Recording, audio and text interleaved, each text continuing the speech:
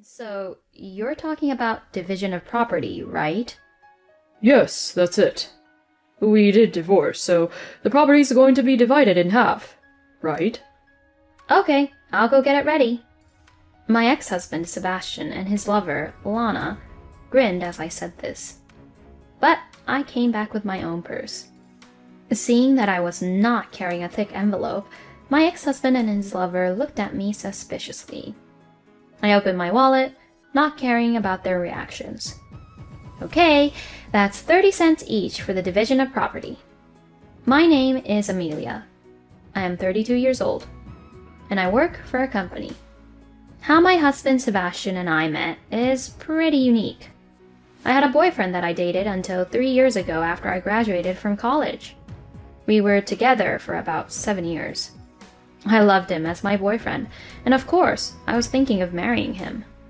So, I was waiting for him to propose to me. However, he never proposed to me for a long time, and when I talked about marriage, he kept on brushing it off. So, one day, I built up my courage and decided to ask him. If you're not gonna marry me, then let's just break up. I'm in my 30s now, and I don't want to be with someone who won't seriously consider a marriage with me. I thought saying this would finally make him decide in getting married to me. But he said, Okay, then let's break up. My mind went blank when he said that. He apparently had no intention of getting married and was being with me because he didn't want to be alone for the time being. What was the point of us even going out then? Was it just that I was the one who was only in love with him? You've got to be kidding me. You're the worst. You stupid idiot. I said that as I ran out of his room. Of course, he didn't chase after me. I was filled with helplessness and wanted to get back home as soon as possible. So, I quickly called for a cab. As I was riding the cab, I almost burst into tears on the way home. I looked down so that the driver would not recognize me, but I could not seem to suppress my feelings. Then, the driver suddenly stopped at a gas station parking lot. As I wondered what was going on, the driver looked in the rearview mirror and said this. Excuse me, can I go to the restroom for a minute? I'll stop the meter here. Oh, okay. Yes, please go ahead.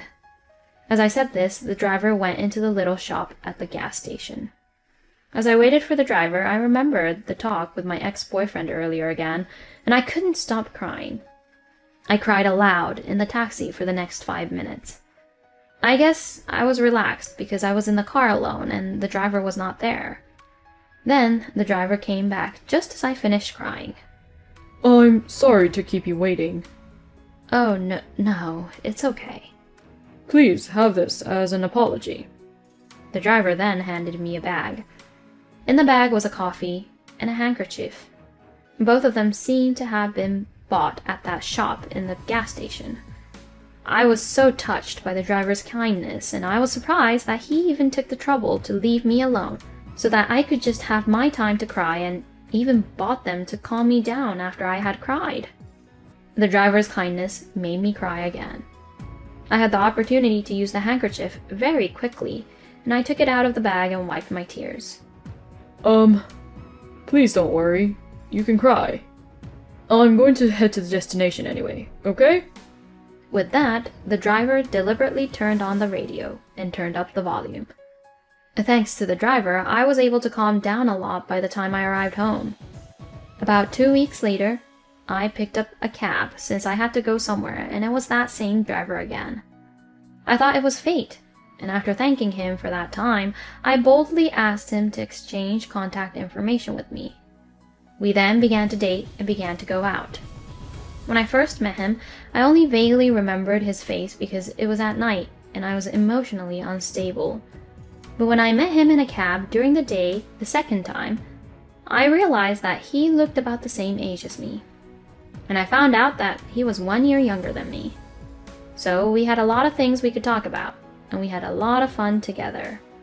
We continued to steadily go out, and after about 2 years of dating, he proposed to me, and we got married. We have now been married for almost a year. It seems like it would work out all the time because of the special way we met. But the reality was different. The newlywed life with Sebastian was fun and good at first. However, I gradually began to see the parts of my husband that I didn't like. First of all, my husband was a person who did not do any house chores at all. So, I had to cook dinner after work and do the laundry before I left for work. The other problem I had with my husband was that he tended to spend a lot of money. If he is not careful, he will buy expensive things and even use the money out of our shared account.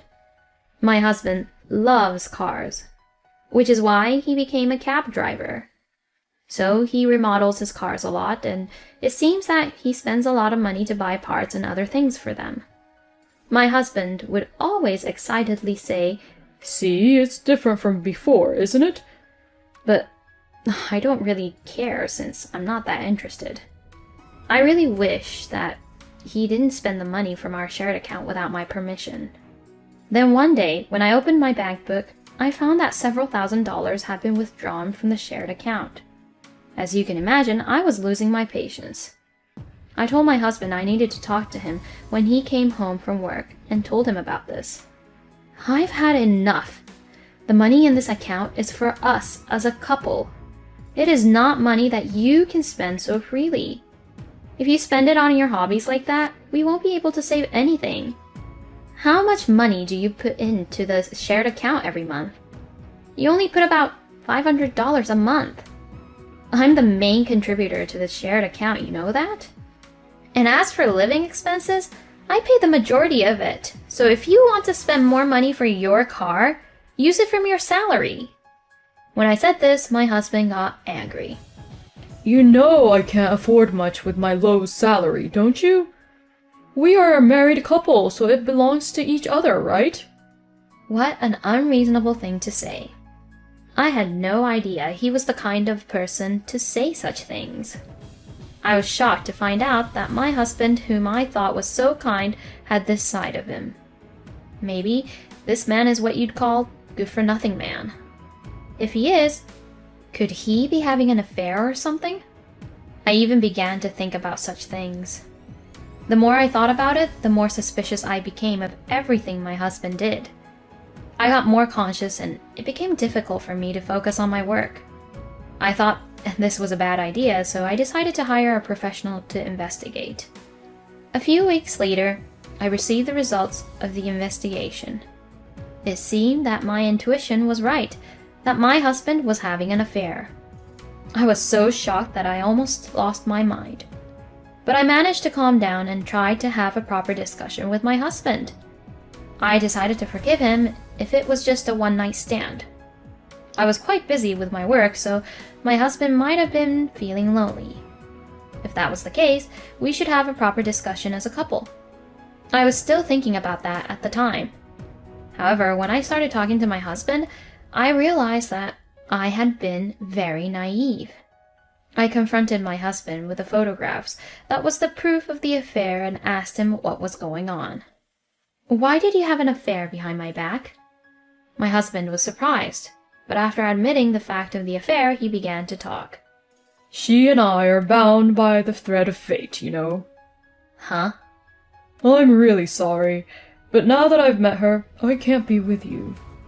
Wait a minute. Wasn't it just a one-night stand or something like that?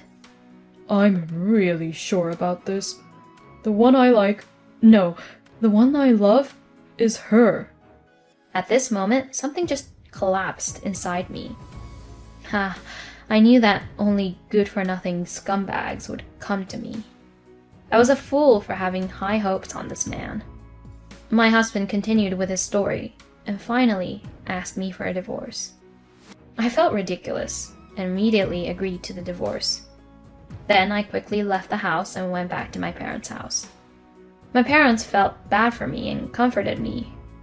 They told me I could stay at home until my mind and body were at peace. So, I was taken care of at home to rest my body and mind. Not having to do any house chores and living with a family that was kind to me seemed to be a pretty good environment for me.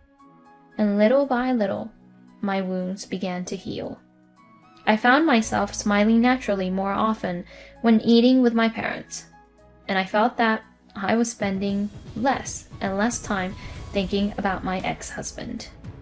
I was starting to be able to concentrate on my work, and at this rate, I thought I would be able to completely forget about Sebastian. But just as I was thinking that, my ex-husband appeared in front of me again. It was a Saturday. I was in my room when I heard something noisy by the front door. What are you doing here now, you jerk? Surprised by my father's angry voice, I rushed out of the room. Then I found my ex-husband there. Sebastian, Hey, Amelia. what are you doing here? I asked as I glared at him. What do you mean? I came here to talk to you. Talk to me about what? About division of property. Come to think of it, we haven't talked about it, you know? Okay, well, let's just get this over with. When I said that, my ex-husband's face lit up. Hey, we got permission. Hurry up and come in. Huh? Who the heck did he invite over to my parents' place? The front door opened, and I was startled to see that person enter. To my surprise, it was my ex-husband's lover, Lana. How could he bring his own lover to his ex-wife's parents' house? What kind of nerve does he have? I almost fell over with dizziness, and I had thought I could just forget about the scumbag. But I had no choice but to let them in the house and put them in the living room, because it looked like it would be a huge hassle if something happened here. So, you're talking about division property, right? Yes, that's it. We did divorce, so the property's going to be divided in half, right? Okay, I'll go get it ready. My ex-husband Sebastian and his lover Lana grinned as I said this. My parents are looking on, arms folded as if they are not convinced at the situation. They probably don't want to see me divide the property and give Sebastian the money. But I came back with my own purse. Seeing that I was not carrying a thick envelope, my ex-husband and his lover looked at me suspiciously. I opened my wallet, not caring about their reactions. Okay, that's 30 cents each for the division of property. Huh? My ex-husband looked confused. Hey, you're kidding, aren't you? I'm asking you about property division, you know? So give me my portion of the money. I told my ex-husband, who didn't understand the situation. Unfortunately, the money left in our joint account was 60 cents. So the property division was 30 cents each. I opened the bank book of the joint account and showed it to him. My ex-husband and his lover looked into it and were absolutely mortified. Huh? Is that all I get? What the heck is the meaning of this? You told me that you'll get more money. Sebastian's lover questions him. Then my ex-husband made a surprising statement. Hey, Amelia, you're hiding some money, aren't you? I know that you have $200,000. Because I saw it on your bank book, you know? Where are the savings for that? If it's half, I should at least get $100,000, right? Now hold on a minute. Did you look at my bank book without my permission? Well, we were married, so it's fine. This man was snooping around my bank account without permission, and he was trying to take it without telling me. But this man is mistaken about one thing. You don't know anything, do you? All my savings I made was all before I married you. That's why it can't be a joint property. What? You're kidding, right? You really know nothing, huh? Wow, you really are ignorant. You don't get anything but that 30 cents.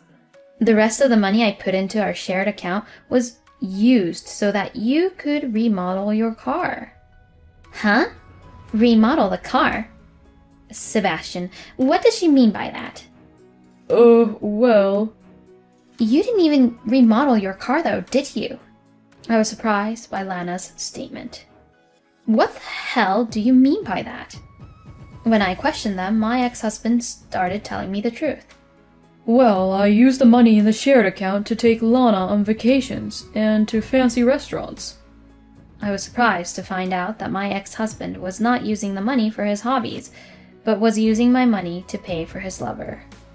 And now, his lover also found out that Sebastian was paying off for her by using my money. Wait a minute. Are you saying that it wasn't your money but this woman's? My ex-husband couldn't take back what he said and was unable to get away with it. You're just the worst. You won't get to remarry me now. Saying that, Lana got up and left.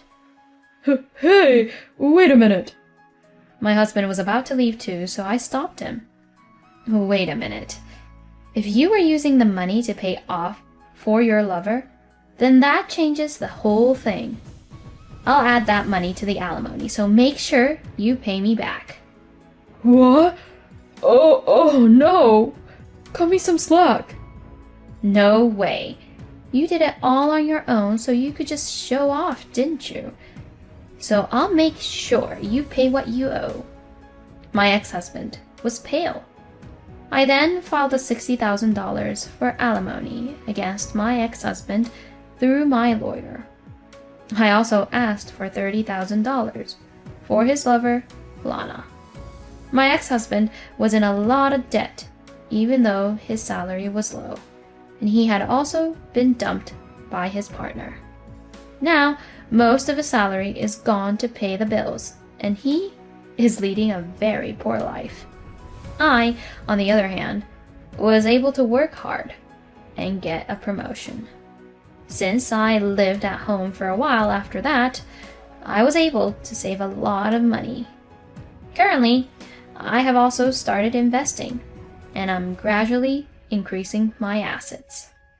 Since my love life is good for a while, I think I will increase my savings a lot and set my goal in saving some money so I could retire earlier.